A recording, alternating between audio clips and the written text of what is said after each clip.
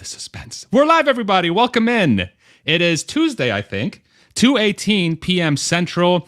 I'm here joined by two awesome gentlemen. We have Jordan Giesige from The Limiting Factor, and we have Matt Smith from Rebellionaire.com. I botched that. The French website, Les Rebellionaires. I love it.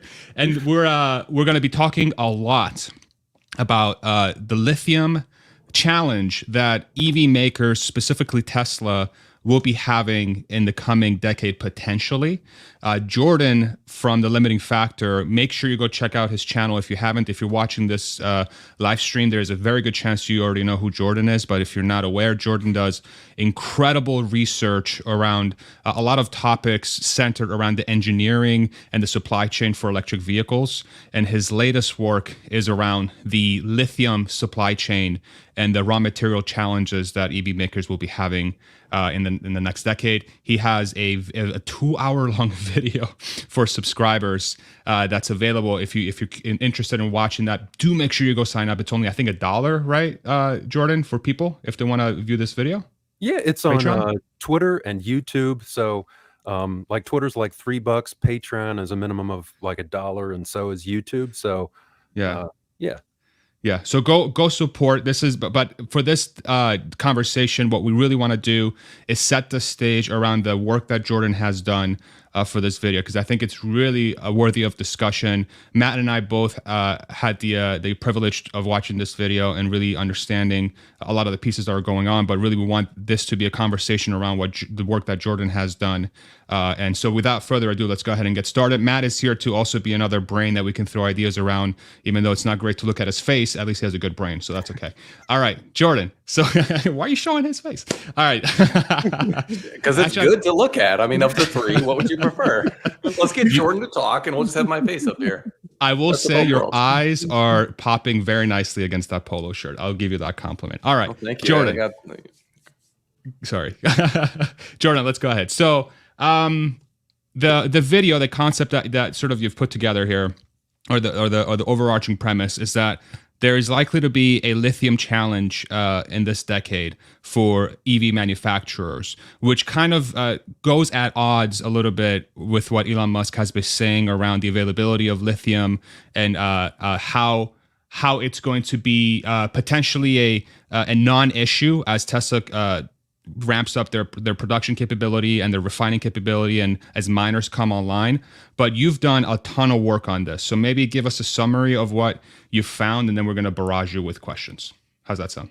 that sounds good because there's a lot of different angles to it and a lot of hooks. There's a lot of directions the conversation can go. So I looked into the lithium supply chain from refining to mining, top to bottom. And what I found was, although Elon's saying is that there's potentially a bottleneck for refining, it doesn't look like that's the case when I've looked at it. All the sources I've looked at indicated that there's a lot of refining capacity coming online, and it's going to be mining is going to be more of an issue around, say, 2027, 2028. It will be. I expect it to become increasingly difficult for Tesla to maintain a 50% growth rate after that time. Now, it's kind of a fuzzy number because it depends on how much Tesla dominates the market. I've assumed that Tesla is going to put a lot of people out of business, and they're going to eat the lunch of a lot of different people in order for that 2027 number to play out. So I've tried to be as bullish as possible in Tesla's favor and as bullish as possible with the lithium supply. But what I find often when people are looking at the lithium supply is they're not taking into account also demand. So I'll probably stop there. That's a good place to stop because I just threw a lot out there. No, that's fine. So help us understand that last point a little bit better, so people aren't thinking that much about demand. So maybe go a little bit further with that thought. Yeah, so when you look at these lithium supply and demand graphs, they show demand is going up to, like, I don't know, 4 terawatt hours. It depends on which one you look at.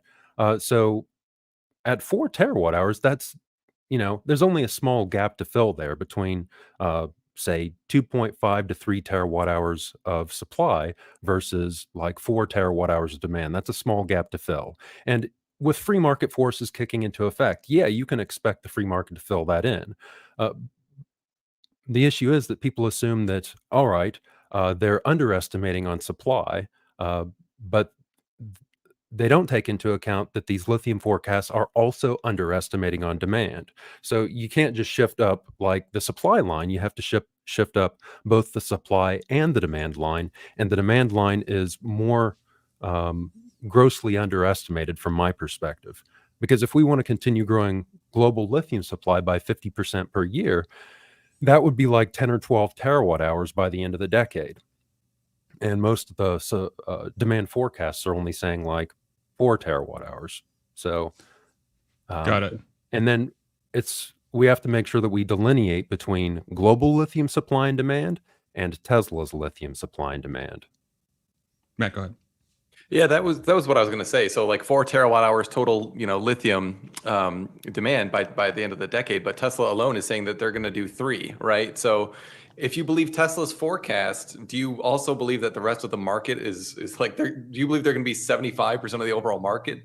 So I think when you kind of actually do the math like you have in incredible detail, the kind of magnitude of the variance between the forecasts and what the people who've done the first principles work on Tesla are like believe the future will look like. It's like it doesn't mean that the rest of the other players are going to like flatline essentially. So I think it's just like bridging the gap of what Tesla says they're going to do, and if you believe that, there's just kind of crazy implications. So I wonder if you can maybe kind of walk through what when Elon says he doesn't think there's an issue. Like, do you think it's more of an issue in like, is he looking super long term? There won't be an issue, or where do you see specifically the issue potentially being? Okay, so it's as far as I'm not sure exactly what Elon's thinking here is, but it could be that he's looking maybe 3 or 4 years down the road and things still look rosy. In fact, when I looked into it, it actually looks like there's going to be a glut of lithium between like 2024 to 2026. There's going to be a lot of lithium coming online, but it's later in the decade where the issues actually begin. So that's one thing. But another thing is, in the past, there's been 2 or 3 lithium price spikes in the past, and uh, large Australian lithium miners, which is the miners that Elon usually refers to, they were able to respond to that relatively quickly in the past because they just expanded production. They were already in the process of expanding production at existing mines. So there wasn't a whole lot of permitting that needed to happen. And these are some of the largest lithium mines in the world. They're absolutely massive. So in the past, Australia could always jump in and fill the gap. But in the future, if you look at the lithium mines that are coming online from Australia, it looks like they've already tapped out the biggest mines that they have. There might be more mines out there, but as far as we know, in terms of the current exploration, it looks like Australia is rummaging around in its pockets for lithium now. And the mines that are coming online in the next few years, they're a fraction of the size, like 1/10 the size of Australia's current mines. So that means a lot of the lithium mining capacity is going to have to come from other places. And so in my video, I go through like every region in the world and go, all right, what's the potential for lithium supply to grow here based on what we know today? So, if I could just jump in on that stream also, one of the things that really stuck out to me with your forecast, Jordan, was you mentioned the Chinese lepidolite suppliers and how there's a good chance that they could come on, but that they are only going to come on at a certain price point. And so, when I kind of thought through the implications of that, to me it seems like, okay, well, if you include the Chinese lepidolite supply in your supply curve, you have to also assume that the price of lithium is going to increase beyond, I forget exactly what it was, 20,000 a ton, I believe was the number that you had in there. And so to have like a realistic forecast of where Tesla is going to be in say 2030, you need to either assume that prices will be higher and you're going to have like more lepidolite supply from these Chinese suppliers, which just have a higher entry point, or you have to assume that price will stay low, but that presumes that like growth maybe won't be so high. So maybe Tesla's not doing 20 million units. To me, it's very hard to kind of assume that Tesla will do 20 million units and lithium supply or lithium price will stay constant. Is that a kind of fair assessment?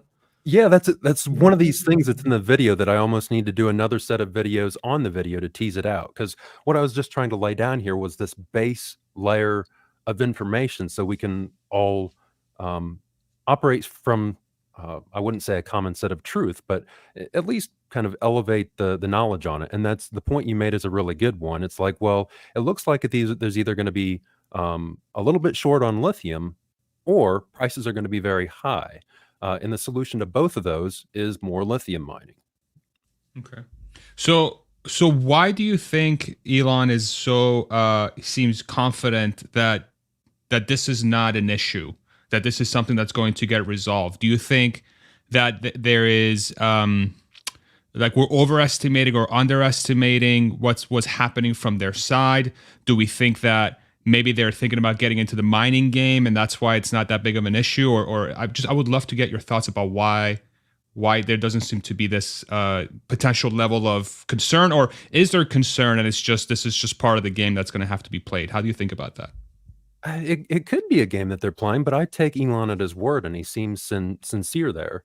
So I gave a couple of reasons before why they might not get into why Elon might be optimistic there. But it could be another factor, which is that Elon sees it as a purely technical challenge. When it's, you know, refining is more of a technical challenge in many ways than it is for lithium mining. So he might be going, well, all we have to do is dig stuff up. We have these processes in the works. And because I knew they are working on lithium extraction processes that they might be able to deploy to increase the supply of lithium.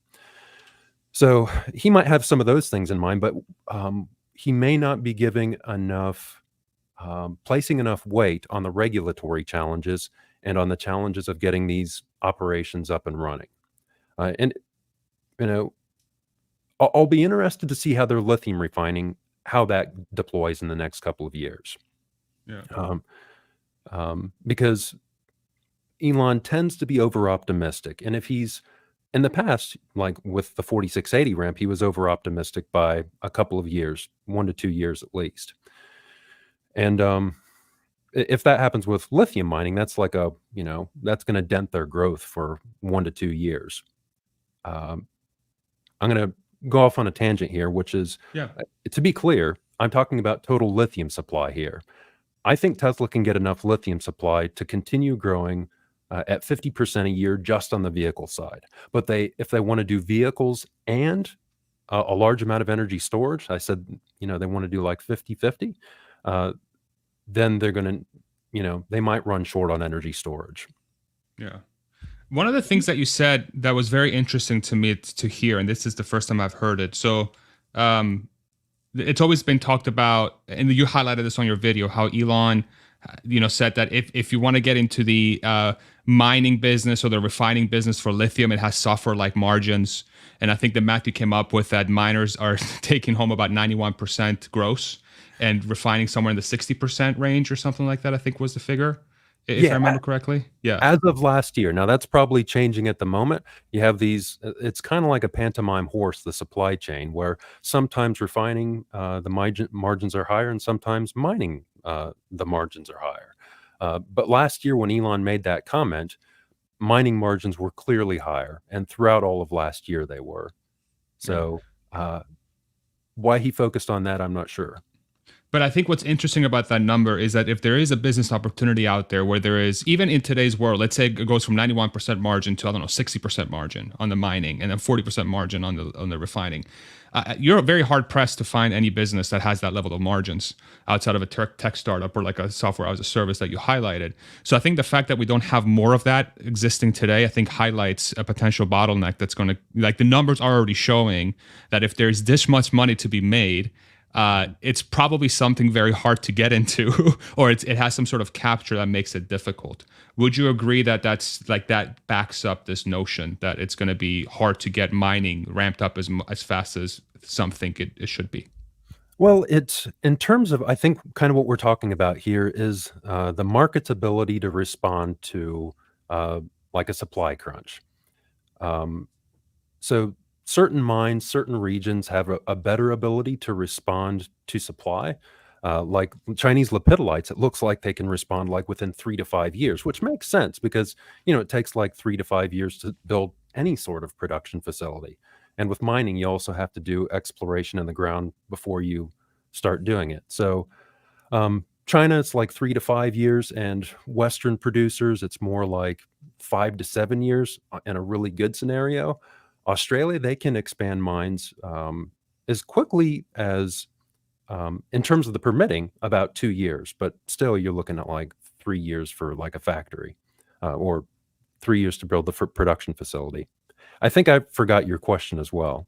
So what was that again? No. So I asked is the fact that there's so much profitability in mining and refining today highlights the fact that if there was an ability to quickly ramp up a mine, that people would have done it. Otherwise, you wouldn't Oh have yeah. this level of profitability. Oh yeah.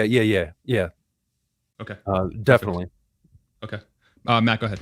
So yeah, the kind of the Chinese example kind of makes me think like, okay, if permitting and all the regulatory concerns were no issue, just physical construction takes like 3 to 5 years. And this kind of, I always go back to the energy market because this is where I get thinking about. But like the IRA, for example, has these huge incentives all along the entire supply chain, like for solar and batteries. So like you would think that just ushers in a whole new like wave of development, and of course it does.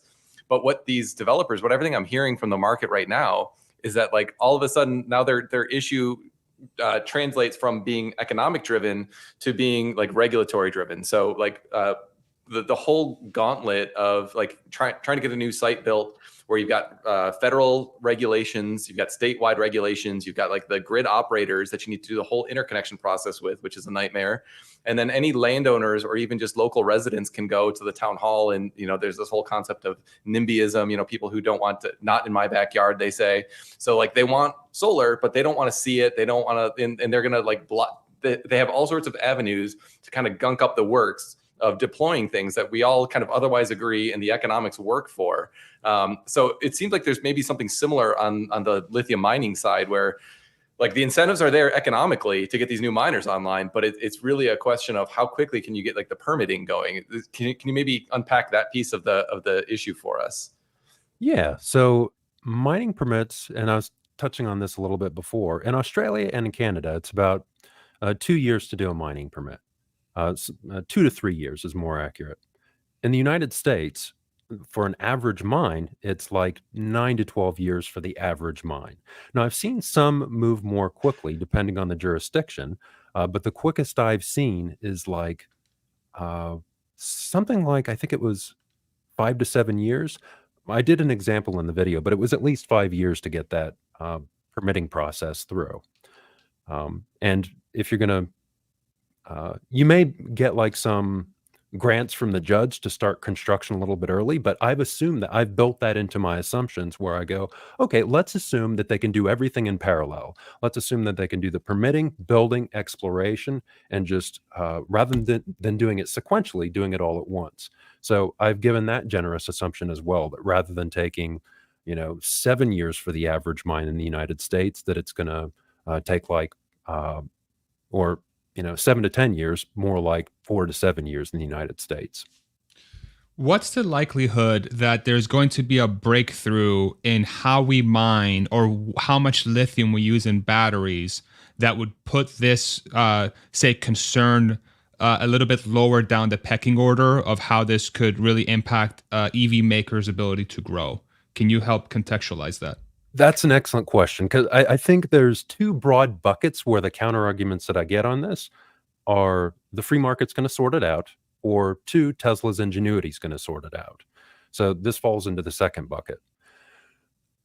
Say if Tesla comes up with an amazing brine extraction process, and there's a brine where nobody's pushing back on it. It's like, this is basically a toxic waste dump. Feel free to pump this brine out. We don't care. We can permit you in a year.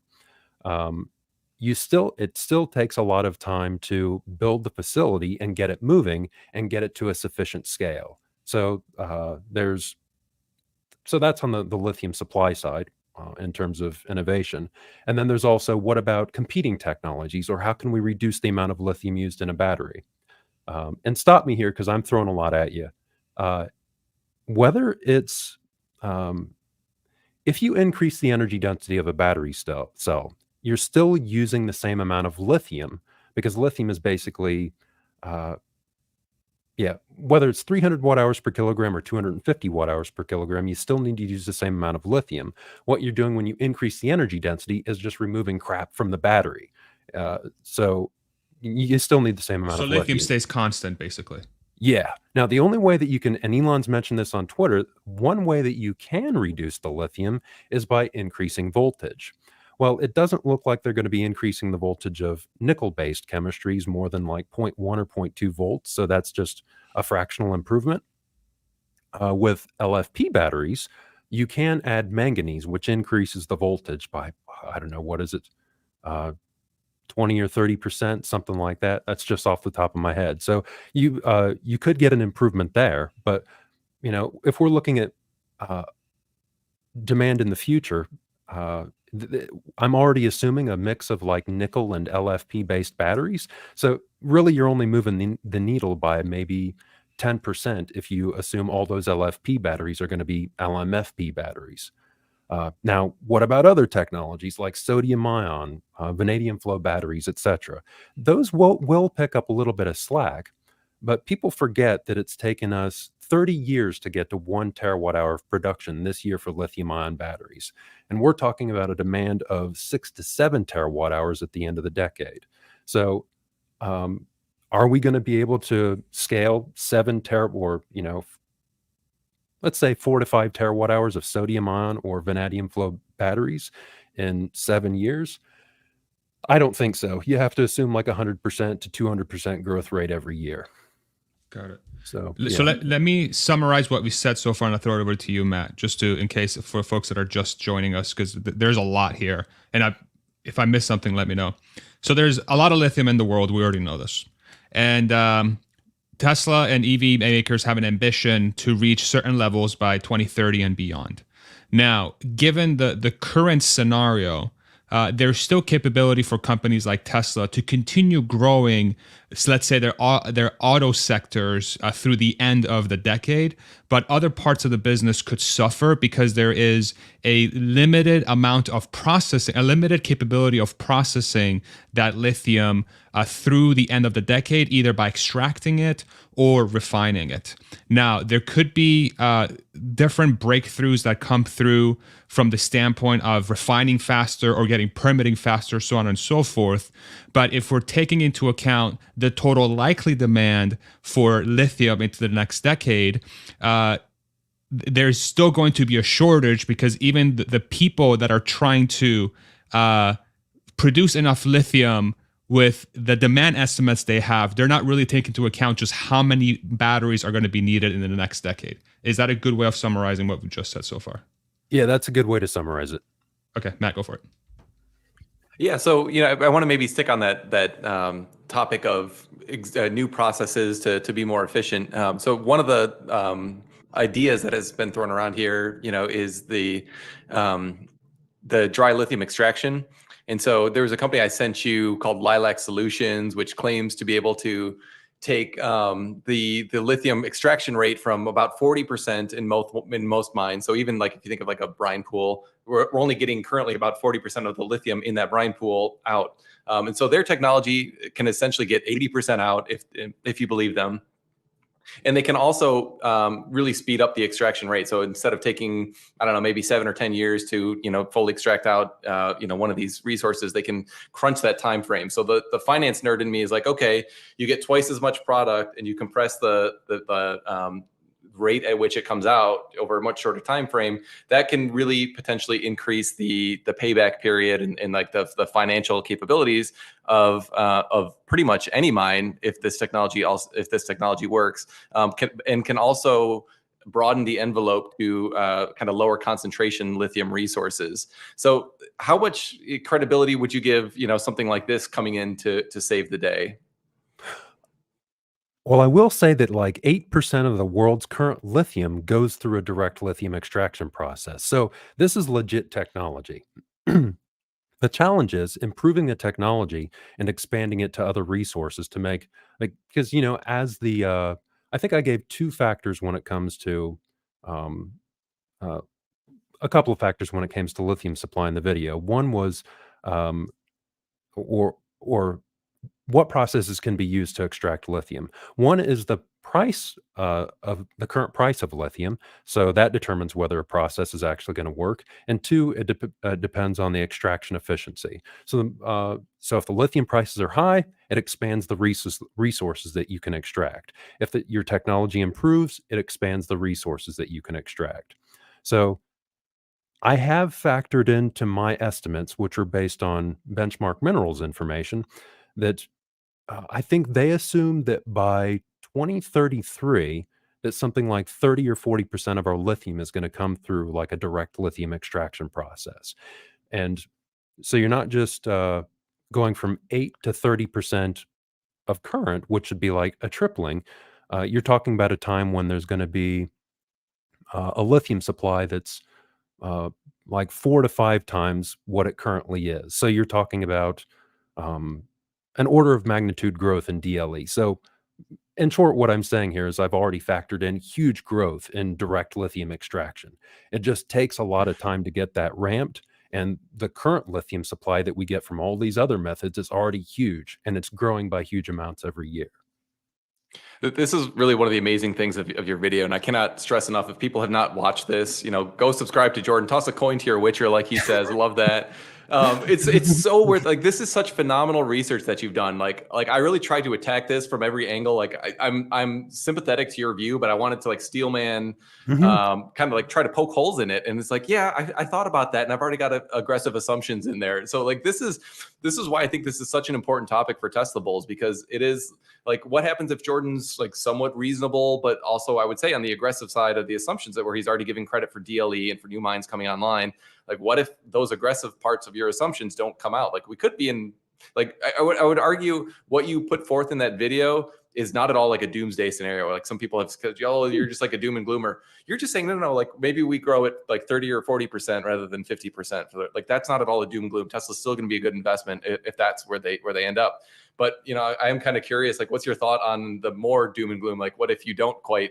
what if you were too aggressive in some of your assumptions? Um, I I didn't expect that question. That's actually one That's side why of we got the him on. yeah. Gotcha. You actually got me on something here because I tried to be as bullish as possible in all my assumptions. So I didn't spend a whole lot of time thinking about what if I'm wrong and what if there's actually some more major stumbles there. So I guess the worst case scenario is Tesla still ends up the best out of everybody else, um, because they have the one of the fundamental assumptions of the video was that because Tesla has the highest margins, they can afford to pay the most for lithium. They're great with their supply chain, etc. So I think they're going to fare the best, and a lot of people are going to go out of business. So I think if in a worst case scenario, I think things get a lot more worse for the other EV makers, and for Tesla, it's just like, okay, well maybe we. And I pointed this out in the video because it's like, all right, you pick your assumptions. Uh, Based on the growth of the lithium supply and Tesla's 50% growth rate per year, run your finger across this graph. And based on those assumptions, you can get a feeling for when Tesla's 50% growth rate is going to stop. So, in a much worse case scenario, maybe 2026, after that, Tesla slows to like a 20 to 30% growth rate per year. And it wouldn't just be like, just, flatten off quickly. It'd be like, 50% growth in 2026, uh, 40% growth in 2027, 30%, and then it just kind of rounds off. It just doesn't stop like that. And as you pointed out, this isn't a doomsday scenario. I'm not saying that we're going to run out of lithium or anything like that. I'm just saying that growth won't be as quick as it possibly could be. I could keep going on this rant here, but I'll stop there. because I have a lot to say on that topic. Yeah, and like your comment about it being much worse for the other incumbents is like, or for the other EV manufacturers really resonates with me, because like I'm looking at Ford, for example, right now, who I think is really executing a pretty darn good strategy, but Q1 they had minus 100% EBIT margin, something like that. I'm the number slightly off, but it's somewhere around there on their 102. EV side of the business. 102, nerd, exactly. But yet like they're still. So they're not profitable right now, and they have to cut prices on just to clear their existing inventory. So inventory is building up. It's like, how are they going to compete when like they already are having to cut prices on a business that's not profitable today? And that's like a vicious cycle. Whereas Tesla, it's like, oh, we had to give up our 30% margins to go to 18%, but we're still self-funding all of our cash flow to like continue to invest in the future. So I think your answer really resonates. It's like, yeah, they're if you can't compete today, I find it very hard to believe that you're going to be able to compete if lithium prices go much higher and your products are already not priced well. Yeah, and it's this is one of the trickiest parts of the video, because there's is there going to come a point where Tesla gets so competitive that uh, other automakers can't afford to pay 50, 60, $70,000 per ton of lithium. And they just go out of business. So is there going to, basically what I'm saying is there going to be a point where lithium prices moderate and they just remain at relatively high levels for the rest of the decade after say 2026 of like $30,000 per ton? And if you can't make a profitable vehicle, then you're sunk. So the way I think about that is two ways. One is, in the world where Jordan's assumptions are too bullish, and it actually turns out to be that there's way less lithium than he thought, and which means they're going to be at a much more expensive rate, as long as EV demand remains, which I believe is going to be the case under this scenario, especially with all the different government incentives going on. There's two things really that would benefit a company in that scenario. Like a company wins in that scenario if they have these two things. One is volume, so they can actually warrant some relative ability to get the lithium at a reasonable rate so that they can actually make a car profitably. And the second one is having as much of the supply chain either vertically integrated or have an ability to influence pricing and cost by introducing your own innovations as an additional variable to make the cost lower. Would you say that's a fair characterization in that scenario? Like, if you have those two things, you're probably a much better place than everybody else. Bullseye. It's in your face, Matt. so and the way Jordan said that with his voice, bullseye. Yeah. He could make that a ring. That was good. Aggressive, masculine. So, one thing I point out in the video is the battery materials make up 80% of the cost of a battery cell now, because we keep getting better and better at the cost of manufacturing battery cells. So if Tesla can bring more of this in-house, and one thing I'm pointing out in the video is Tesla doesn't actually have to get their hands dirty, literally and figuratively, in lithium mining. There's a number of routes they can pursue there. Like, for instance, they can partner with lithium mines, or they can buy lithium mines, or just help with funding with struggling miners, just to give them that extra edge. So, where was I going with that? You said bullseye. Yeah. So, my brain's cooked already. So what was the question about again?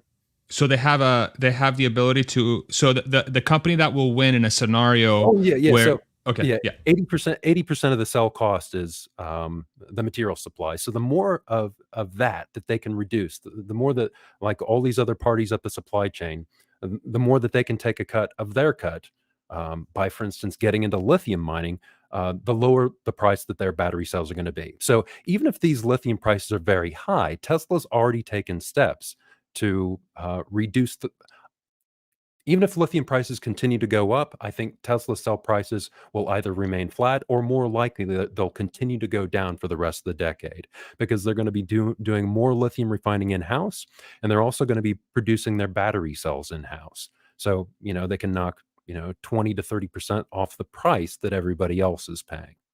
So, absolutely. What's very interesting about what you just said, and I don't know if Matt or you, Jordan, you also see this on Twitter, or X. My God, I said Twitter. I didn't mean to say that. Elon, please forgive me if you're watching this. So one of the things I've seen on X is that there's a specific Tesla bear, or even Tesla Q. I don't know, but his name's Brad. Shout out Brad if you're watching this, where he says that the cost of lithium is going to go up so much that a car like the Cybertruck, as an example, he thinks that Tesla won't be able to sell for anything less than $168,000 per vehicle because of just how drastic this lithium shortage is going to be like, which is essentially going to kill the EV and it's going to make it unattainable. What is your so when I say that, what does that make you think about? Well, the first thing I think is, why would Tesla pay that much for lithium? I mean, why not just not build the vehicle rather than building it for $170,000? Yeah, Tesla will pay what they can afford to pay, and if rather than coming out with $170,000 vehicle, what they can do is just shift their lithium supply from one area to another. But I don't expect Tesla to pay so much for lithium that it's going to cut into their margins. They're going to go, all right, well, what's the opportunity here, and how much can we make off this if we do decide to use this lithium that's X amount of dollars? And it's also worth noting, a lot of people assume that Tesla is paying open market prices for their lithium. And as I pointed out in my video, as of December, they're basically paying half what the open market price was for lithium. So there's just so many ways where that comment doesn't even make sense to me. Maybe I don't understand the point well enough, but yeah. Or maybe the point just doesn't make sense, because I think Brad was saying that the Tesla's price cuts were going to drop their gross margin like more than in half or something like that just in the last quarter, and that like very clearly didn't happen. So, I think it's important to kind of steelman these arguments, because it's not like the bears never have anything good to say, but the doomsday scenarios almost never seem to kind of pan out. And it's also worth noting that the IRA tax credits for the 4680 cells that Tesla's building in-house, they're going to be getting at least $45 per kilowatt hour on those. So, I expect, even though they said this last year, that the trajectory is looking good to me now, to where they can maybe get the cost of the 4680 cells that they're producing out of Austin down to like the regular market price of a battery pack, which is like $150 per kilowatt hour. If they get like a $45 to $50 worth of tax credits throughout their supply chain for that, that's $100 per kilowatt hour at the pack level. So I'm not concerned about the battery pack cost of the Cybertruck. Matt, go for it. Yeah, I was just going to say that actually kind of dovetails interestingly with conversation, Farzad, you and I had with James Dalma a couple of weeks ago on here. We were talking about, Wright's law, and as you cumulatively double your production, then you should be able to see a particular or a certain percentage point or percentage rate cost reduction in that product over time. And so as I was thinking about that in the battery side, it seems like one potential counter argument against that is that so much of the cost is driven by commodities. And so, I wonder, like, as you continue to go to, 3 terawatt hours, then 6, then 12 terawatt hours, like up until the point where we're kind of like recycled at some sort of steady rate. To what extent does, price pressure cut against commodity price pressure cut against that kind of thesis? And I think you mostly answered that there. Yeah, well, I think Wright's law will play out in the long run. But we have things like government intervention here, where a lot of these laws, like, if you're talking about the free market or Wright's law, if there's some sort of government intervention, well, that kind of throws a stick in the wheel. And so I think at least the past few years, Wright's law for batteries has kind of been on pause. But I think eventually it will catch up. And like next decade, I think batteries are going to be dirt cheap after, say, like 2030, because of all the recycled materials that are going to start coming online, and all the extra, say, if we do, because this is a really long game, it's going to take 15 to 20 years to completely shift everything over to electric. So say if we have this really bad lithium supply crunch later this decade, 2027, 2028. Um, Several years after that, there's probably going to be a huge glut of lithium. And that's probably going to be the last boom bust cycle of lithium once we get into the mid 2030s. And after that, we're kind of start leveling off. But uh, yeah, there's ebbs and flows to the commodities, and they have a long life. Over time, all these material prices will get cheaper, especially with recycling. And law will apply over the long term, but there may be some plateaus on the way down. Even though battery prices have remained flat over the past 2 years, the manufacturing cost has drastically reduced over the past 3 to 4 years. So it kind of evened out. So let me pick your brain a little bit on this 2027, 2028 date that you've thrown out a couple times, and sort of highlighting that as a potential date where there's going to be a potential bottleneck of lithium supply for all the different demands, all the different products that are out there by that time. What is the main driver for that? Is it the affordable EV is finally going to hit the road? How do you think about the product line that's going to actually disrupt that? Or is it multiple things that are happening around that date? Like why is that date the date? Okay, I tried to keep it as simple as possible because there's so many different variables. So what I said is, what I do in the video is I go through first. I look at lithium refining. I go, is that going to be the bottleneck? No, it doesn't appear like it's going to be. We have like 6 or 7 terawatt hours of lithium refining capacity lined up by the end of the decade, and that's from announced. And refining only takes like more like 3 years to come online, whereas a mine is more like 5 to 7 years. So lithium refining doesn't look like the bottleneck. Then I looked at the base forecast from places like Benchmark Minerals. A lot of people assume that that's contains uh, a lot of conjecture or assumptions in benchmark supply forecast. It's pretty much in the name. It's a benchmark. What they do is they look at all the announced facilities that are coming online or expected to come online. And so everything that you see in benchmarks forecast is, all right, this is what is actually planned and this is what we actually expect. So what I did is I go, okay, so this is basically a base level supply forecast. So then I went country by country, and I said, all right, how much can we beat that forecast in each individual country and from all these different technologies and new battery chemistries that are coming online? And by my estimate, I said, all right, I think we can beat benchmarks forecast by between like 50 and 80%. Well, that still doesn't cover demand if we assume some reasonable demand scenarios. So what I did is go, all right, so if battery supply is going to grow by about, say, 30 to 40%, reasonable assumption, over the rest of the decade, and Tesla wants to grow at 50% per year, where do those lines intersect? Or where does it get to a point where Tesla has such a large market share that we can't realistically expect that they're going to get that size of market share? Hopefully, I'm not getting too confusing here, No, but you're good. around 2027 to 2028, I expect Tesla will be consuming like 30 to 40% of global battery supply.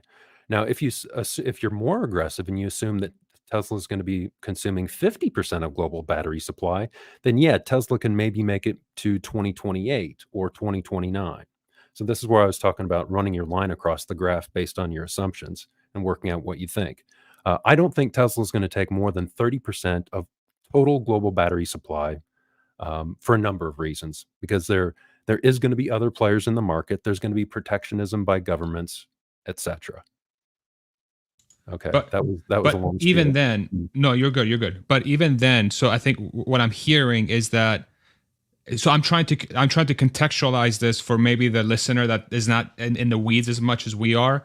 So Mhm. all of this is driven by, from Tesla's perspective, the introduction of the compact car, which is going to allow them to hit those unit levels in the next few years, and the ramp of energy, right? So those are the two main products that are going to really be introduced that could cause this bottleneck in the battery. Like those are I'm just trying to conceptualize Okay, the so products that are going to cause this. you're Yeah. looking at products rather than like total cell consumption. Yeah, Right. So that when somebody's out there thinking about, okay, I don't know what that means. It's Mhm. like, and so what that means is that the compact car The more power walls, more power packs. These are going to grow so much in the next 3 to 4 years.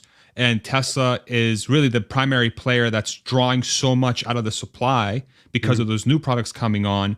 And that's what's going to cause this potentially it's going to cause this bottleneck. Yeah. So if Tesla said they want to grow at 50% per year, and in terms of uh, so far, most of their growth has come from the EV business. And now they really want to start ramping grid storage.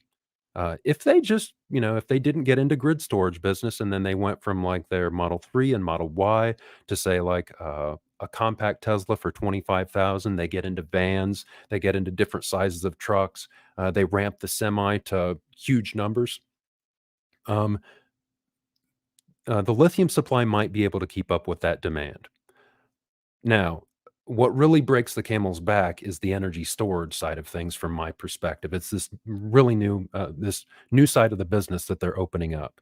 Uh, so if Tesla wanted to do 20 million vehicles a year, and let me know if I'm going off track. Uh, if Tesla wants to do 20 million vehicles per year in 2030, which is what they've said they want to do, that would be like 1.5 terawatt hours of battery cells. Yes, they are going to have some smaller battery packs like that go into the compact vehicle, but they're also going to have larger battery packs that go into, like, the, say, for instance, the semi. So that's like 1.5 terawatt hours of batteries. Tesla said they want to be using like 3 terawatt hours. So that, and they've also said that energy storage, they expect it to be as large as the vehicle business. So I'm assuming 1.5 terawatt hours from vehicles and 1.5 terawatt hours from energy storage. So if put the energy storage aside, I think there's enough lithium supply out there and they could grow to 20 million vehicles a year by the end of the decade. With energy storage, I mean, one of these businesses, my view is one side has to suffer.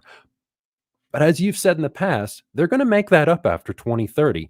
Even if they don't hit that, 3 terawatt hours of battery cell consumption or 20 million vehicles by 2030, they're going to hit that with, 2 to 3 years after that anyways. And they also have all these other businesses that they've been incubating, which were highlighted on the last earnings call.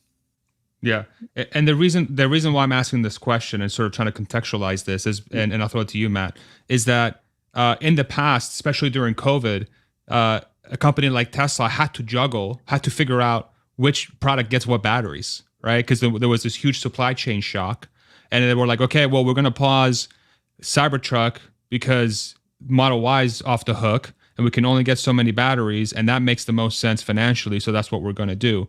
And so the reason why I asked this question is that if this scenario plays out, it's very likely that a company like Tesla that has its hands in many different industries that use batteries, they might have to play a dance in, okay, we're going to do this business, that we're not going to do this business, right? We're going to ramp this business, but we're not going to ramp this business. Is there a world where if the energy side of the business is way more profitable than the car side of the business, could they put an artificial cap on how many cars they develop and then sell more energy? Or is the whole FSD and self-driving cars on the roads trumps everything, and they don't care how much they can make from the energy business? They're just going to use those batteries for vehicles.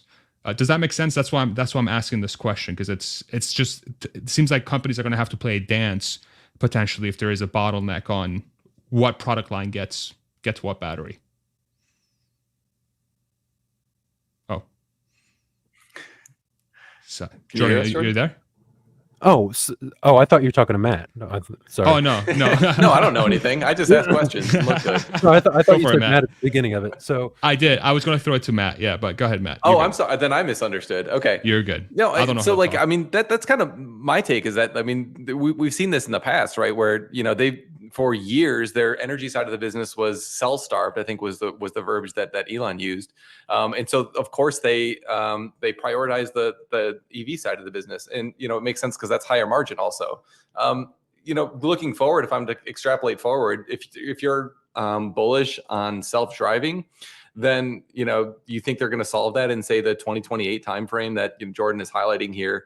And, oh, shoot, we can't grow the the stationary storage business anymore. Well, clearly you're going to prioritize, getting the robo-taxi fleet as like gigantic as possible. And that's going to be a higher margin. Like even if you could, in like the financial nerd in me, like models out the ramping of the energy storage to like ramping of the robo-taxi fleet, you're going to be more than happy to, like have a 5-year pause on growth of your energy storage business while you ramp up the much higher margin, autonomous driving part of the business. So like, I think Jordan's whole framework that he's developed in this video, it does a really good job of kind of highlighting where the potential risks to the big picture, kind of 2030 timeline are. But as an investor, it's like something to keep an eye on, but it's not something that's like, oh, I need to sell now, or I don't think that the company has a future. It really is, I think, more concerned with like a potential medium term growth rate constrictions than anything else. Is that a fair kind of characterization, Jordan? Yeah. So one thing I was thinking, and I don't know if I'm going to answer the question here, but one thing I'm excited about is that in the next 2 to 3 years, as I said, there's supposed to be like a lithium glut. And this is at the very same time that Tesla wants to be growing the energy storage business. So I think there's a huge opportunity here for Tesla to beat that 50% growth rate if they can get enough cells in the next 2 to 3 years. So there's, even though it looks like, growth may roll off towards the end of the decade, potentially on one of these businesses, the next 2 to 3 years, there should be a lot of lithium supply there. And if Tesla can get their 4680 lines up and running and get that system running, they could launch a lot of products at the same time and make hay while the sun's shining. So yeah, my concern is more after 2027. Uh, did I uh, did I answer your question that you asked? Sorry.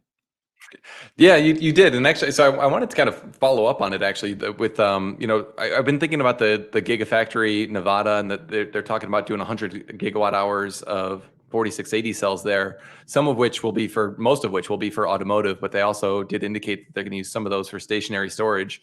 So I'm wondering, you're so much more in the weeds on this. Are there some differences in what they would put into those 4680 cells for stationary storage versus auto? And to Farzad's earlier question, like, can you relatively easily switch between the two? Once they get it down, once they have that formula, and once they have the production process down, they should be able to switch between these two things relatively quickly. It's when you introduce a new chemistry and there's kind of demons in the machine that you run into. But at least the people that I talk to, once a chemistry and a process is well understood, you should be able to switch between them relatively quickly. And there is a potential that they would use a slightly different chemistry. For instance, uh, adding silicon to a battery cell, it increases your energy density, but also it can kneecap your cycle life. So what they might do for the energy storage batteries is just maybe use like a pure graphite anode, or use like a slightly different electrolyte solution that extends cycle life. It might cost a little bit extra for those extra additives, but you easily make that up if you have like 1,000, 2,000, 3,000 extra cycles on that battery chemistry. So I hadn't thought about that, but yeah, it is. It is. Even though I don't think they're going to be playing around with different form factors, I do think they can play around with the chemistry for different use cases. That is pretty fascinating. So, they've really done a lot of innovation around this, DBE technology that they have, dry battery electrode. And I was watching one of your videos. I don't remember which one it was, but you were essentially talking about how you can, play around with like different additives that go into that process, and you can get different characteristics out of your battery. And so this strikes me as a massive advantage if they're able to, essentially use the same production line and say, oh, hey, we need to, today we're going to make more stationary storage cells. So we'll just be like, change with the magic powder that we're sprinkling on here. I know it's not that simple, but Mhm. does that concept in general kind of make sense with the flexibility that they've given themselves? Oh yeah, yeah. Once you get it down with the dry battery electrode process basically works for any chemistry. And one thing I haven't done a video on, which is really interesting, which God, this could be a decade away, but the dry battery electrode process can also be used to make solid state electrodes. So there's so many uses for it. But yeah, there's once you understand the specific chemistry in the process, you can switch from like an LFP battery cell to like a high nickel battery cell. I've assumed that Tesla, that factory that they're going to be building, that 100 gigawatt hours in Nevada, that's going to be high nickel. But just because of the time frame. But eventually, I do expect Tesla to start building LFP batteries. Sorry, that's my printer. I don't know what it's doing. Can you hear that? Not Okay. really. No. It's noisy. Yeah, on really this good end. sound canceling. Cool.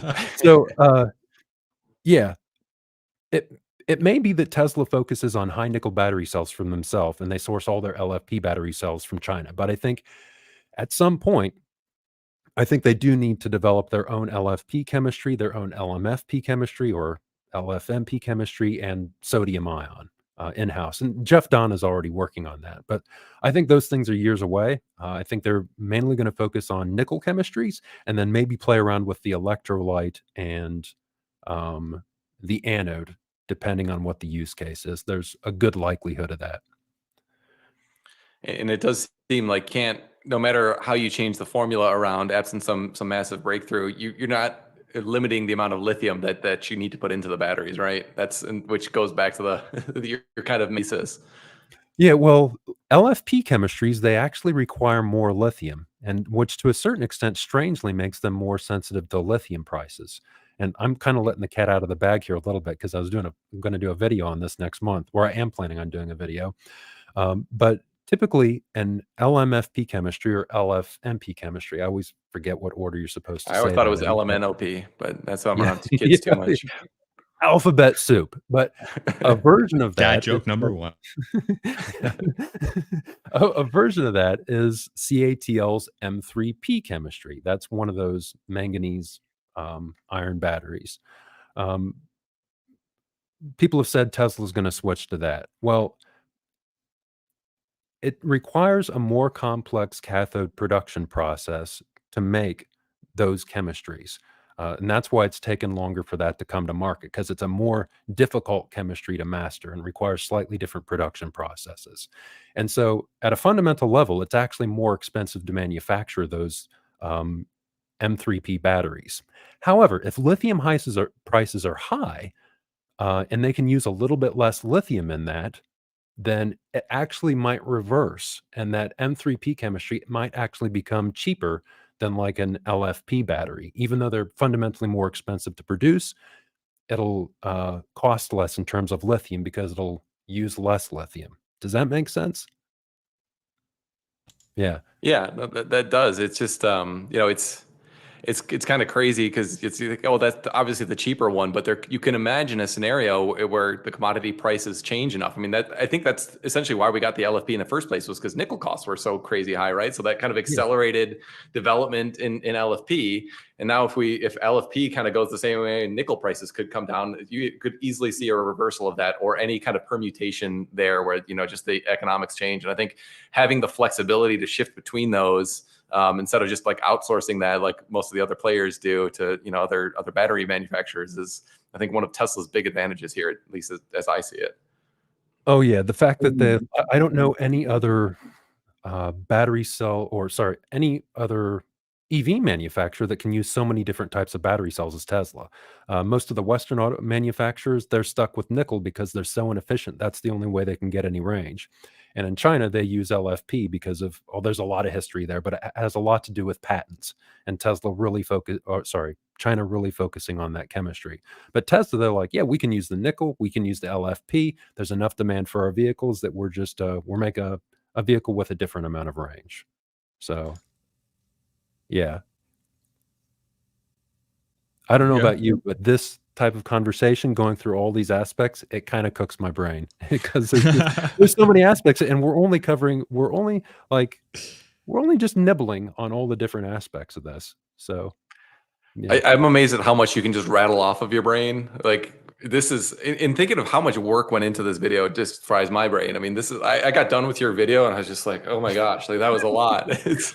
I can't imagine how much work went into doing that. It is so much harder than I think people realize. I started the video at 1.75x and I had to bring it down to 1 because I'm like, this is way too much. This is way too. Well, that's saying something, because I tend to talk pretty slow in the videos. But Yeah, so that's part of the reason when I'm talking about this, uh, like I loaded into memory to kind of we're getting really meta here, but I loaded into memory when I'm trying to answer one of these questions. And there's so many concepts that jump into my head when you ask a question. It's like I have to talk really quick to get it all out. Otherwise, I lose my place in all these ideas that are floating around. So that's why I kind of go blank It's very occasionally. impressive. It's like you're a dictionary for battery technology, like an encyclopedia. It's wild. One thing I was thinking when you're talking earlier was uh, the 50% growth rate for Tesla. This would be one thing that I'd ask the people that are really bullish on lithium supply. Say, hey, Jordan, you're wrong, you're wrong, you're wrong. Lithium supply is just one aspect of this. In order to keep growing at 50% per year, Tesla not only needs enough lithium, they need enough anode material, copper, nickel, all these other. So it could be that intermittently there's other materials, other issues, manpower, machines that gum up that 50% rate. So I would ask those people, well, how long do you expect Tesla to continue growing at 50% per year? Because if they continue growing at 50% per year for 20 years, they've exceeded the mass of the universe. So it has to end sometime. It has to end sometime. So it's I don't think it's a doomsday scenario where Tesla, later this decade hits about 10 to 15 million vehicles a year and a huge amount of energy storage, and then they start to level off. They'll be a huge company by then. Just 5 years away from now, they'll be huge. Let me ask you a quick question here, and we've started pinging the chat for Q&A as well, so we can start bringing in some Q&A, some questions from the audience. One of the things you mentioned earlier was that the United States has some of the longest lead times for throwing up a mine, for a lithium mine.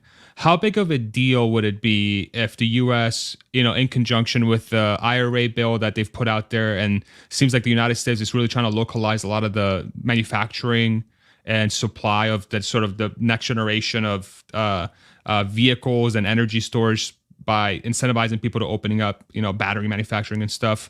How big of a deal would it be if the United States can lower the lead time from say 9 years to 2 years? Would that make a significant difference in your thesis? Marginally, I've already mostly assumed that, and I've also assumed, as I said, that Tesla would kind of develop the mine and do the permitting in parallel. So that kind of, I So it's tried baked to. in already. Yeah, it's pretty much baked in already. Now, one exception is if there were, and I said this in the video, which I think is a low likelihood, if we kind of did like a wartime effort, if there was a war with China, which China owns most of the lithium supply chain, then things could change drastically. But that doesn't mean Tesla's overall lithium supply would be better because there would be conflict with China and maybe they're kind of choking on Tesla's supply chain. And that's not the best option for sustainability as well. Um, as a side note, God, I'm going to go on a big tangent here. But Please do. one of the most important things uh, for transitioning the world to sustainable energy isn't just having the technology; it's having the social stability globally in order to continue for all these countries to continue growing. And that's not something that people really appreciate. Too often we focus too much on the technology side of transitioning the world to sustainable energy, but it's only going to happen if there's a certain amount of a stability on a global level. And there's actually scenarios that the UN has mapped out. All right, well, if we have all the technology, but there's a huge amount of inequality in the world, and that's breeding strife, that could slow us down just as much as technology. So it's a side of the argument that I think needs a lot more lip service, that we need to make sure that we develop good relations internationally and have good policy. So That's a great call out. And if there's one thing that I'm actually concerned about into this decade is the stability of relationships between countries because of how interconnected we are. But what's interesting is that there has been this movement to localize a lot of manufacturing and supply chain and raw materials, which is almost diminishing the risk of that happening. So as long as we have good relations and companies and firms continue to localize the supply chain, it seems like we might be okay. It's still going to be challenging as hell, and it's still going to be very hard to hit these very ambitious growth targets. But at least the path will be easier than the alternative. I do think it's a very apt point, actually. I mean, Elon twice recommended this book, Destined for War, I think by Alison Graham recently, which really talks about how so many people think that the U.S. and China are just on an unavoidable path for hot war. And this book was phenomenal. I read it earlier this year, and it just goes through all these historical examples of when, like, there was an existing power and a rising power. There's, I think, 7 or 8 different examples they go through of times when they had hot war and times when they kind of managed to coexist peacefully. And it was like very obvious that the right answer is to coexist peacefully. Like both parties are always better off if you can find ways to, cooperate instead of just saying, hey, you're threatening my power and go to war. So I think it's a strange point to be making like geopolitical points like that on a lithium conversation, but I think it's really is critical. It can drastically change everything that we're talking about. And I would say it's when I look at the potential bear arguments for Tesla, I think these are the two things that are mostly underserviced. As part of it is a lithium supply, but even then, it's not that bad of a scenario. That's a strategic risk in the long term. But you're not talking about the company going out of business. You're just talking about growth moderating, which has to happen at some point. But the other aspect is geopolitical. These are these black swan things, and I think that's the only other major strategic threat that I can see to Tesla. And I've thought quite a bit about it. I don't know if you guys have any other things that you can throw in there. I mean, I really think that's the biggest one, because it seems like you've outlined. I think when it comes to the technology and capability and manufacturing know-how or processes or whatever you want to call it, I think one of Tesla's really long-term advantages is its capability of being very innovative and figuring out how to get stuff done. So I don't really view that as, yes, there'll be challenges and there'll probably be misses, but they will get there eventually. It's these external factors that are super disruptive that could take literally the bottom out of Tesla being able to work. As long as Tesla can work, Tesla will be able to achieve its things, and other companies will as well. But if you can't work, it's like all those variables are gone. So that's how I think about it, and I'm glad you brought it up, because I agree with Matt. It's an underrated point, and it's so fundamental. And I think it really just highlights how big of a deal this transition is. Where people panic when there is a war related to oil. It's like everyone's gas prices go through the roof, and everybody's freaked out about being able to have access to energy. That's going to be batteries. That's what lithium is. That's what all these chemicals and raw materials are for the next generation of energy and industry. And this conversation is sort of like a foreshadowing of some of the near-term and medium-term challenges. But in the next 100 years, this is less than a fraction of a percent of the total, I don't know, whatever unit of measure you want to use, of what's going to be used to run the world and wherever else we are, So that the scope of this thing is nuts. It's just, we're just very, very, very, very, very early. Yeah. It's kind of wild that, oh, go ahead. No, go ahead. I was just going to say, it's kind of wild that Elon has also thought about these existential risks. It's like, hey, we should start SpaceX because what if society ends? And it would be sure nice to have like a backup on Mars and elsewhere. So it really is bizarre how forward thinking he's been on all this stuff. And it was obvious he's ahead of the curve on AI also. And it's like, now that's the topic du jour. And he's like, yeah, I've been both planning for and warning about this like for a decade. And like people just thought I was crazy. It's so ridiculous how ahead of the curve he's been on all this. Shifting gears, if I can, a little bit, Jordan. One of the topics I've seen pop up a couple times, and I actually wanted to ask you too in the comments, is about this massive phosphate discovery in Norway. I think that has some kind of interesting implications. I think there's also potentially some other resources that could be kind of commingled with that potentially. So maybe just at a high level, what's your thought on that, and how, if at all, does it impact Tesla, and maybe how else does it impact society?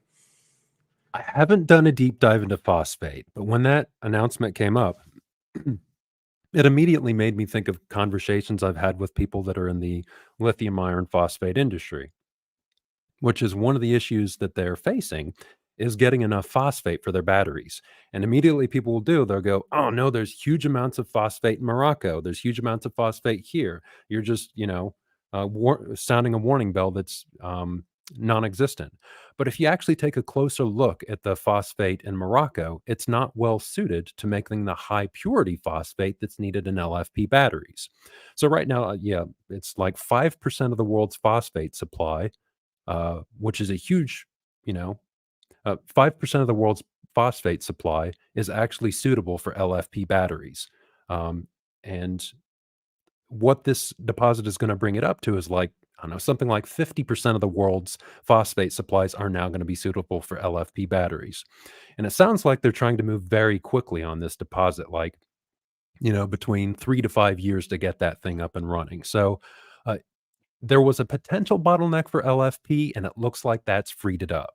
I don't know exactly when that bottleneck was supposed to occur for phosphate, but we do know that sometime this decade, there's at least an opportunity to completely shatter that bottleneck. So that's why it's a big deal.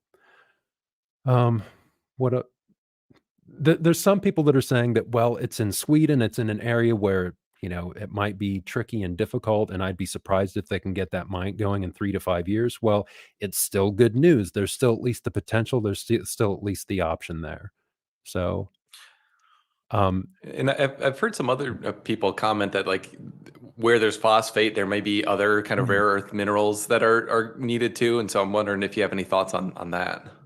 I haven't looked further into that. I think they said there is potential for like potential even for lithium and also for titanium. Those are the two ones that come to mind. I don't know if that's accurate, but on the lithium, the thing with phosphate is it generally makes up a high proportion of the rock, like 30 to 40% of the rock. Whereas lithium, it only makes up like 1% of the rock, and that's why it takes part of the reason why it takes longer to set up a lithium mine, and um, part of the reason why it's more difficult to make those profitable, because 99% of the rock is just waste. Whereas with phosphate, only, 50 to 70% of the rock is waste. So you can set up a phosphate mine a lot more quickly and more profitably if it's high enough grade than you can for a lithium mine. That's my hot take. I haven't done a deep dive into it yet. Should we start Q&A? How are you guys feeling? Yeah, sure. Yeah. I mean, Jordan has to answer all the questions, so I'm feeling great. Yeah, I'm ready. I do want to show a couple of things first, though, before we start Q&A. If you do want to ask a question in the comment section, write question in all caps before your question so producer wife can bring it up for us.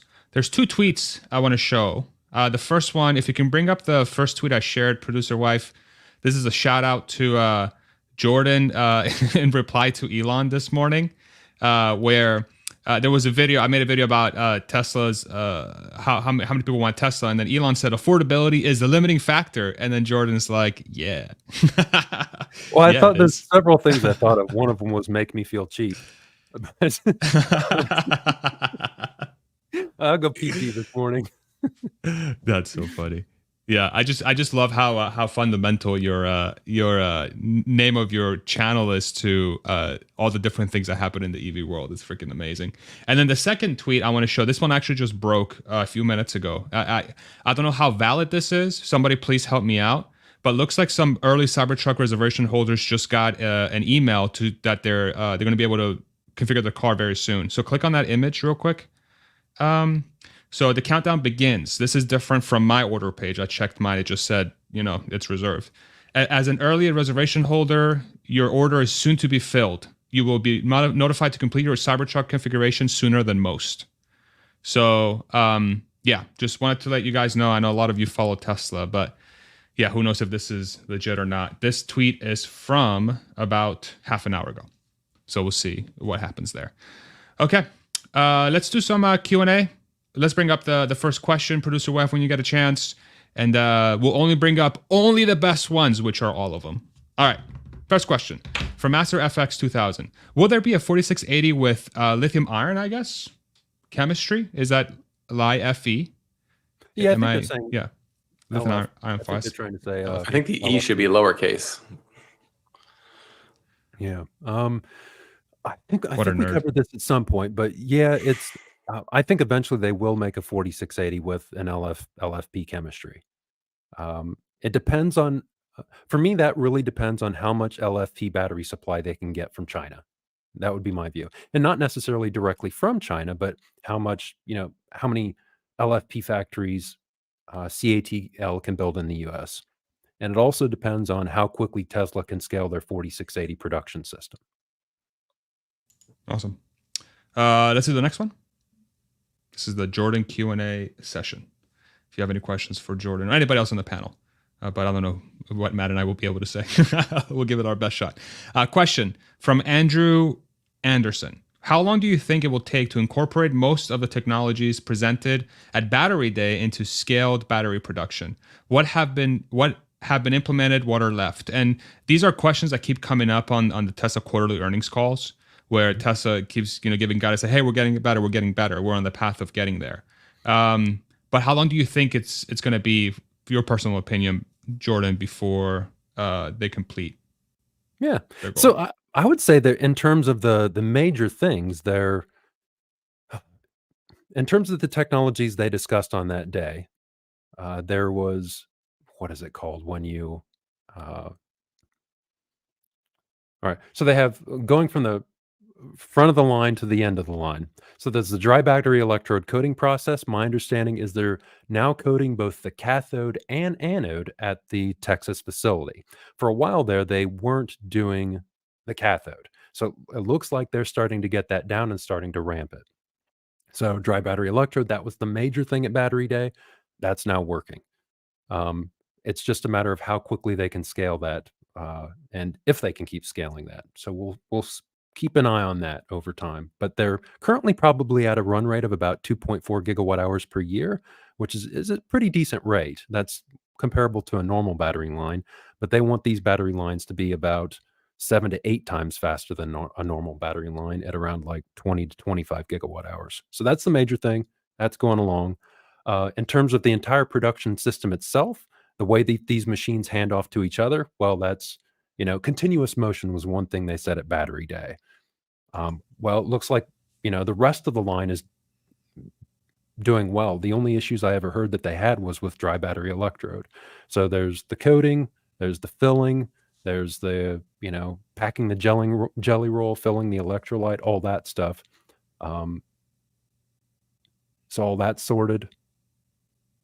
There's at the end of the line, it's really bugging me. What's that called? Maybe somebody in the comments can help me out. But, somebody help out Jordan. Yeah, so it's anyhow. After you make the battery cell, you basically have to let it finish the process by cycling it a few times. Formation, that's what it is. Yeah, the formation process. So they have that down. So the production system itself looks like it's finished. Now, I think what a lot of people have over-focused on is all the technologies that they incorporate into the cell to increase the energy density. And there's really only two there, which is the cathode and adding silicon to the anode. The cathode, it won't make much of a difference on the energy density, just slight. But it will, hopefully they can eliminate cobalt when they do that. In terms of the silicon, that will increase. They'll probably increase that slowly from like 5 to 10 to 15%. That'll increase energy density, above 300 watt hours per kilogram at some point. But yeah, I would say in the next 2 to 3 years, they're going to fully incorporate all those technologies, everything that they said at Battery Day, by about 2026. But the main thing is just getting it scaling in the next year. Got it. Matt, anything you wanted to add there? No, I didn't know the formation was at the end. So I feel like Jordan is very clearly the expert here. I'm like, I know what a 4680 is, and I know some of this stuff, but Jordan is just such a, I'm at the 201 level. He's the professor teaching it all. So it's been great just to learn from him. Same, ditto. Thank you, Andre Wanderson or Andrew Anderson. We're debating which one it is. All right, the next question, please. And Sebastian, question. Jordan, do you see any non-lithium batteries on the horizon, especially towards later in the decade? Yeah, I see it like a Cambrian explosion of all these different technologies. Lithium ion is just such a solid chemistry. It's a good chemistry that can be used for a lot of different things. So I think that's going to dominate the market, even for energy storage. But eventually, towards the end of this decade, we're going to get a lot of sodium ion if it's everything that it's advertised to be. Vanadium flow batteries, those look like they're going to do pretty well as well. Then there's a whole bunch of other smaller kind of niche chemistries that might be used for like VTOLs. Um, and there's, I don't know, probably 20 different competitors in that space, all saying that they're hitting like 4 to 500 watt hours per kilogram. But those aren't really well suited for Tesla vehicles. The major chemistries for mass produced products at a low price are going to be lithium ion and sodium ion. Can I ask you just like a weird tangent question, Jordan? One Yeah. of the chemistries I've heard for like a decade now is molten salt. I don't know much about it, but it's just the idea of having molten salt in general just seems like a bad idea, like for safety. Is that one that you've looked into at all? Well, And then here's more the like, what applications could you even do with molten salt? Well, there's there's these molten metal batteries, and then there's molten salt batteries. Now, when people talk about molten salt batteries, um, it can actually be kind of two different things, is my understanding. There's like, I think where they actually heat up a salt, and then it stores the energy in the form of heat. And then there's like molten salt electrolytes, where it's Yeah, that's basically, yeah. it's yeah, um, it's a solid that's liquid at just above room temperature. And so that's something that can allow you to increase the voltage of the battery cell, but nobody's gotten it to the point where it's stable enough to where we can say increase the voltage of our battery cells by like, half a volt to a volt. Um, I mean, first of all, it's not stable enough, and it causes degradation issues, or they haven't solved those degradation issues. And on top of that, it tends to be a lot more expensive than, say, um, some sort of aqueous electrolyte That whole or concept just organic. hurts my brain. Yeah, yeah. Basically, the name of the game is, for mass-produced batteries that go into Tesla vehicles, is drive the cost of materials down to the cost of dirt, literally the cost of dirt, as quickly as possible. And that means things that are nothing extravagant, nothing like molten salt. Always use things that are hugely abundant, like iron or sodium. And sodium-ion batteries for the U.S. really exciting because the U.S. has a huge amount of sodium. So, uh, looking forward to it. 2030s batteries are going to be so cheap, and it's going to be great.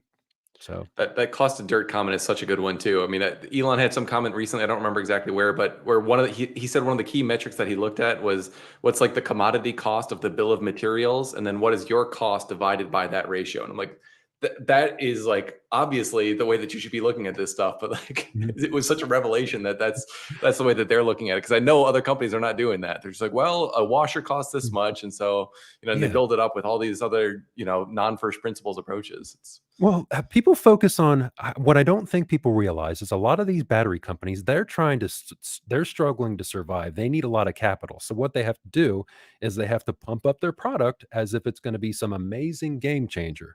And you'll hear that over and over ago, game changer, breakthrough, etc. But all they're trying to do is trying to attract attention so they don't fade into, disappear into the ether. And so they can stay afloat and attract capital. But most of them, just based on the materials cost alone, they're never gonna make it. So, yeah. Yeah. Appreciate that. Real quick, I want to bring up a tweet. Producer Wef, if you can bring it up real quick. We showed a tweet of the Cybertruck potentially starting orders, just as I saw it come through my Twitter, but it doesn't look like it's real. If you scroll down, a lot of people saying it's not fake, and it's fake, and I was going around and. But somebody says, yes, my friend got this too. I don't know. So just if you do have a Cybertruck reservation order, do go in and let us know if you have this on your screen. I don't, but I figured if it is, then this is of course pretty big news for the Tesla story. So, all right, let's do the next question. And yes, Dijon, 3979 question. Do you think we will go below 255 again?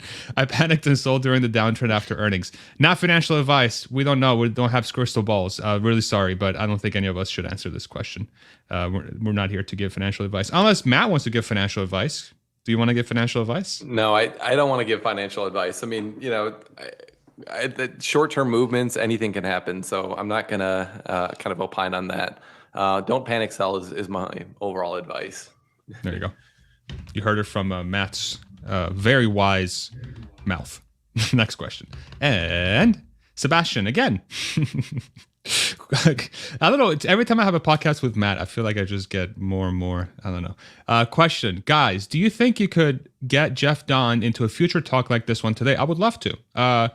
Jordan, you've spoken with him multiple times, haven't you? I haven't. Shirley Mung, I have, but Jeff Don is slippery. I can't get a hold of him. I've talked to a lot of people at his lab, but okay. Yeah, when I first started the channel, this is one of the people I tried to get in contact with because I did a video on him and I did a video on Shirley Mung. Yeah. And when he does do talks, they're usually kind of behind closed doors and nobody gets to see the video. Okay. There was a video like last week that got released. He didn't intend it to get out, but it did. I shared it. But like I wasn't aware that I wasn't supposed to share it, but they took the video down. So okay. Yeah, I think as a lot of people that work under Elon and Elon's organizations, they tend to keep a low profile. Jeff Donna, he doesn't want to put that relationship at risk, I think. So keeps it low key, private sessions. Yeah, that probably makes sense. And he's probably working with a lot of confidential proprietary information. So, and if there's one thing, Tesla does have open patents, but when it comes to their battery technology and other things, it seems like they keep a pretty close lid. Well, and even that, I think one thing that he's brought up before is that when he says something, people jump to like 10 different conclusions. They go, "Oh, Jeff said this, so it must mean this, this, and this, and this," and all of a sudden they've jumped the shark. So got it. Yeah. Okay. Thank you for that. Jeff, if you're watching this, if you're free, we'd love to talk to you. Next question. And Matt, question. Tesla's 48-volt architecture eliminates the 12-volt battery, right? Does the car battery now perform the roles of the 12-volt, or do they make a separate 48-volt battery for redundancy? That's a good question. I don't know. Do you guys know what's going on here once they move to 48-volt? I think they're getting rid of the battery, right? And it's just everything's powered by the... I looked into this at one point, and I think Corey from Monroe made a comment, but I'm pretty sure that you still need like a secondary. 48, secondary battery for the low voltage system. So for redundancy. Yeah. If anybody in the comments knows that, let us know. Matt, do you know the answer to this? That sounds right. No, I was going to assume that you didn't. I was going to assume that the low voltage system would be upgraded to be able to run on 48 volt. That way you get rid of it. Because I know that's been in like a failure mode for some customers where their 12 volt battery dies and they can't drive a car and they're like, hey, I've got like 50 kilowatt hours in my lithium ion battery. How come I can't start my car? So I thought it solved that problem, but I'm honestly not familiar enough with the details to know the answer to that. Okay. If you haven't, if you know the answer, let us know in the comment section below. All right, let's do a few more. And Will Nurse, question: how come Matt didn't get the memo to wear black? Yeah, bro. What the hell? You don't tell me these things. You just try to make me look a fool. I didn't tell Jordan. So. Jordan's got good style. I don't. He doesn't have 18 kids. I'm just basic. I just bought a whole bunch of black t-shirts so I can just pop the same thing on every day. I don't have nice periwinkle shirts that make my eyes glisten. So there you go. But you can grow a mustache, unlike me. We next time we'll all wear black, and then Jordan, you and I in the back, like let's wear blue, and then we'll confuse Matt there. All right, let's do a couple more. And John Bowes, question. Question. What strategies do you guys think? Sorry, I couldn't help myself. I love you, John.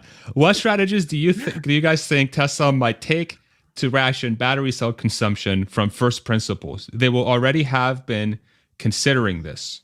I'm guessing from a consumption perspective of how many batteries come through the supply chain as they ramp up the capabilities, and they might have shortage issues. Do you guys have any thoughts around this? Like, strategies might just be like we talked about before, just different product lines, right? But what do you guys think? Do you want to have a crack, or should I jump in Yeah, there? sure. Well, I can go first, and I'm sure you got some good thoughts to this question. But I would say, like the first thing that came to my mind is like if you build out the supercharger even more so than it is, which of course they're going to do, then that does eliminate the need to have even 300 miles of range. If it's especially if it's like a V4 where you can like it's right off the highway and you can just charge in just a matter of minutes, then that's really impactful. And if the future is truly autonomous, which Elon is banking on it being, then the equation goes to like what's the optimum amount of cells per vehicle. So like, is your robo taxi typically going to work for 2 hours in a row and then take a break to recharge or something like that? So I think they like maximizing the robo taxi economics is really what's going to drive this in the longer term. But supercharging will go a long way toward being able to strip out size from the battery packs, I think. I think that, yeah, Jordan? that's a really good point. And it's when you're talking about the battery size, that was something that came to mind for me as well, because it's something they said. I think they said that on Investor Day.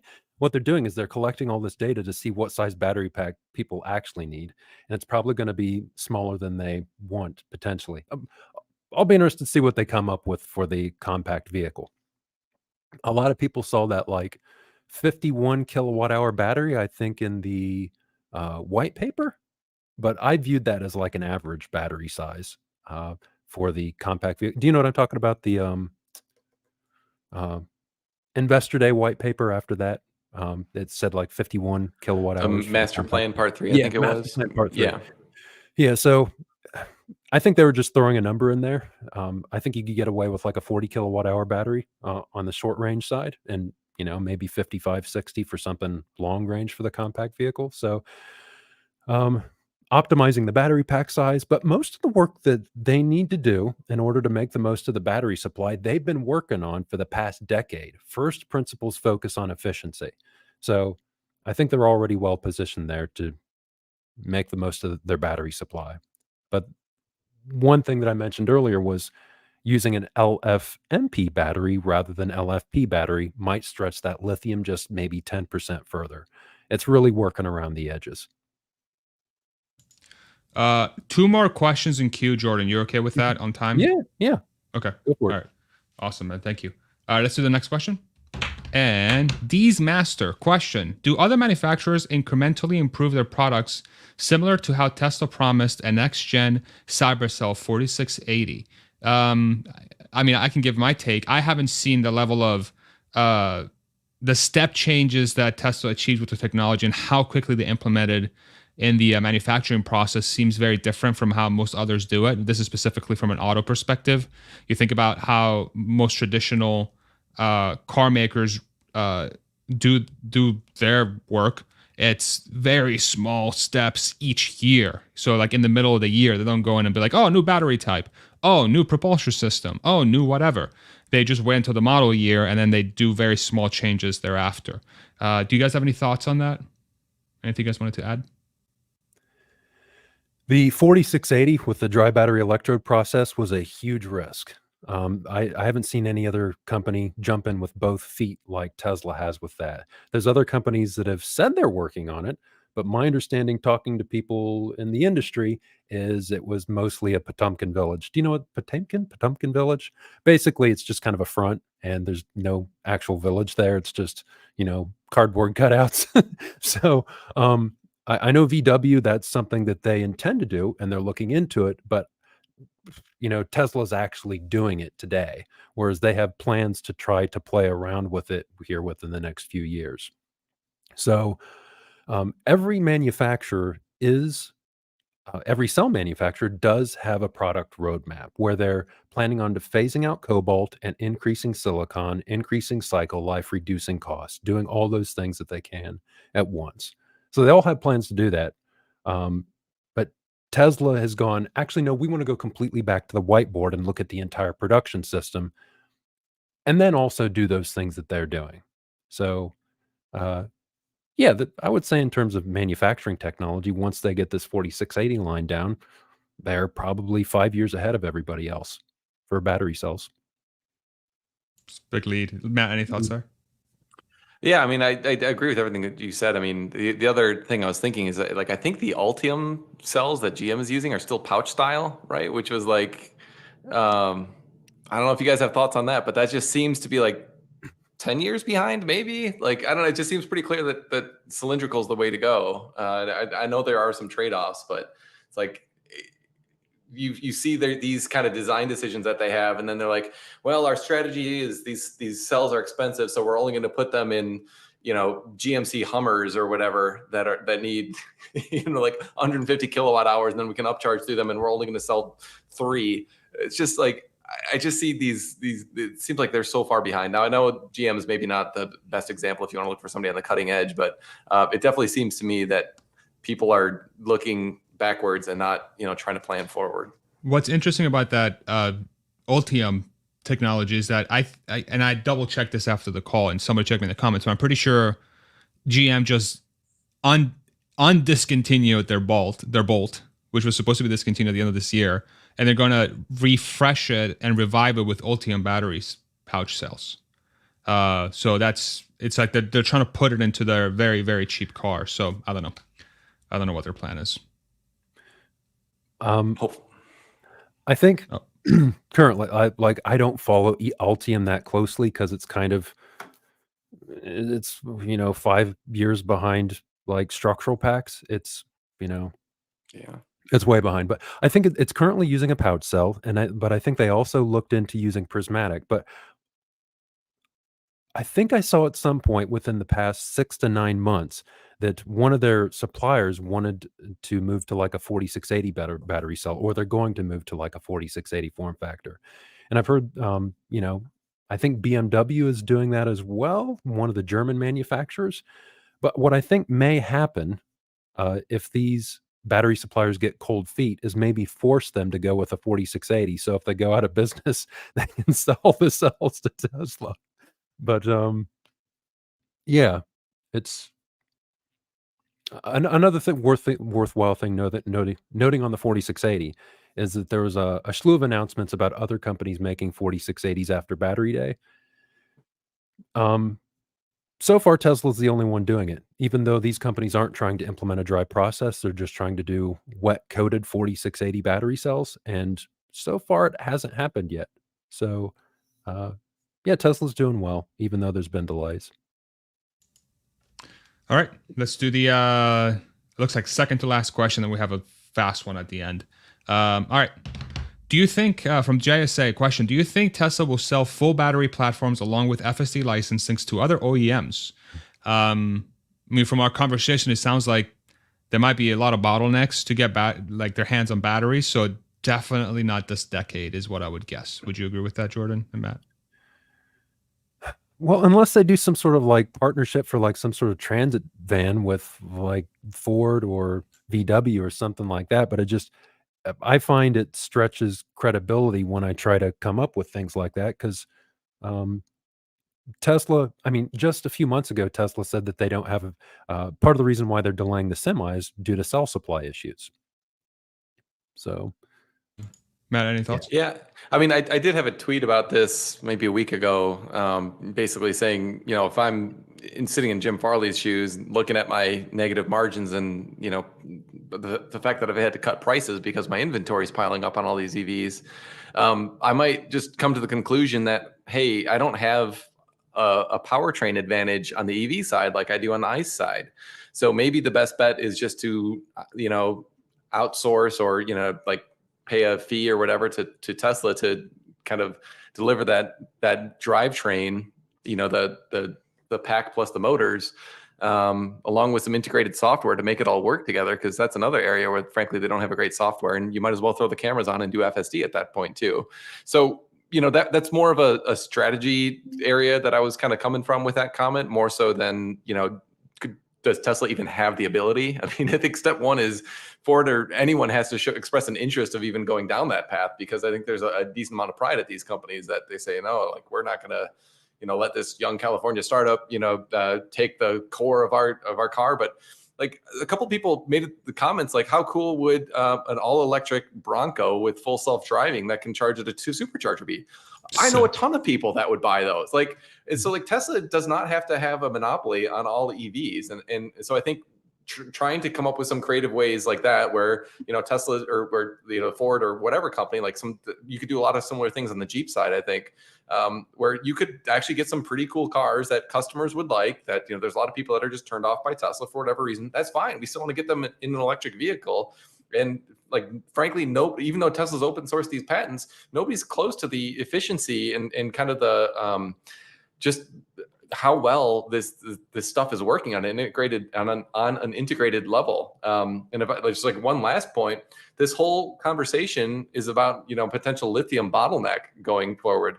So if all these companies instead somehow magically got Tesla's technology and was able to squeeze more miles per kilowatt hour out of their batteries, that would be great for pricing across the board for these commodities. So I think it's very on mission for Tesla to want to support this. Will they be physically capable of it, and will these OEMs be interested? I think that's probably the stretch. All right, we got just one last one, I believe, real quick. I see it in the start. When are we getting a new Metallica cover from Farzad? Next week. I'm traveling this weekend. I'm going to California for the Tesla takeover, but I have one in the works, so stay tuned for that. All right, Matt, Jordan, thank you so much. Super informative. Jordan, where can people find this incredible video that you've made, that you've spent 1 trillion hours on, researching everything about lithium? Where can people find this? You can find it if you have a Twitter subscription, subscribe on Twitter, or subscribe to the YouTube channel, or support me on Patreon. I've posted the video each of those 3 places. The video is like 1 hour and 52 minutes long, and I spent about 3 months making it, and that's after spending the past 2 or 3 years learning everything I could about the lithium supply chain when I could. Truly incredible work, Jordan. Thank you so much for putting in the work that you did. I think what I really enjoy about your work is that it looks at everything from a factual perspective. It's not biased. It's just here's the data, and this is what's happening. And you're very you always say, this is my opinion. You shouldn't be taking this as investment advice or anything. But I just find your ability to just stay factual and just go from the first principles and just look at the data and draw conclusions from the data is what sets you apart from everybody else. So thank you for all the work you've done with everything, really. Yeah, I appreciate that. And my goal here is to be useful to the community and try to do what I can to kind of raise the level of discourse. So I'm not saying that I have a monopoly on the truth here, or that my answer is right. What I've done is there's been so many discussions and arguments about parts of the lithium supply question. It's like, all right, well, let's try to set the record straight on as much as as I possibly can. I could still be wrong here, but at least we'll move the argument forward. So I'm hoping to get feedback about where I could be wrong here. So absolutely, man. Matt, any parting words from your end? Yeah, I mean, I would just reiterate, like, I think I tweeted, this is one of the single best pieces of Tesla research I've ever seen. I mean, how long was your script? How many pages was that? 34 pages, I think. 30? Yeah. Like, this is so ridiculous. So I used to make pretty detailed videos in my Spark Spread days, and like the amount of work that would go into just a 15-minute video, it was just like, weeks in most cases. And it's so the fact that you even got this, what is it, an hour 45 long video done in 3 months, like that's a heck of an accomplishment. I mean, that's as long as a movie, but it's so packed full of information. Like, I just really cannot compliment this video enough. And like, I kept trying to poke holes in it, like I've said, and you're like, yeah, well, I thought about that, and so I made this assumption, which is pretty aggressive, and I'm like, dang it, I can't get this guy. So it's, you really have thought through this stuff in such tremendous detail. So just again, thank you for all the work that you put into that. I really loved watching that video, and I think we're all better informed, investors and just enthusiasts because of the work that you've done. So thank you very much. Thanks for reviewing it, and thanks for trying to poke holes in it, because I'm alone in my cave here, like a battery monk, learning about this stuff. So it's really helpful to have a bit of sunlight and get different perspectives. So, and you provided that when you reviewed it, so I appreciate that. Well, happy to. And now you need to recharge. The battery monk needs some time off. Get away from it all. Going out to Yellowstone later this week. Second dad joke. Yeah. The puns are unbelievable. All right, everybody. Make sure you go check out Jordan at Limiting The on Twitter, The Limiting Factor on YouTube. He's also on Patreon. Matt Smith, you could find at some matcha thing on Twitter. We'll have the comment, we'll have his Twitter link in the comment section below, and also at rebellionaire.com. And thank you everybody in the comment section for your awesome questions, your awesome commentary. The mods, thank you as always for keeping the conversation nice and productive in the comment section. Love you guys very much. And of course, last but not least, Jordan, Matt, and producer wife for putting this whole thing together. Thank you very much, baby. Great job. As always, good to have you back. And I look forward to having more conversations in the future. Jordan, as always, you're always welcome back anytime, my friend. And Matt, you as well. Thank you for tagging along with Jordan and James and everybody else in the past. You're awesome. So even though I think you're the ugliest person ever, but I appreciate it. I was waiting for that. I was like, I thought it was going to end with just thank you, Jordan.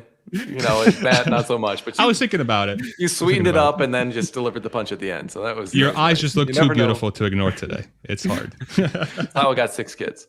All right, everybody. We'll see you on the next one. Take it easy. Bye-bye.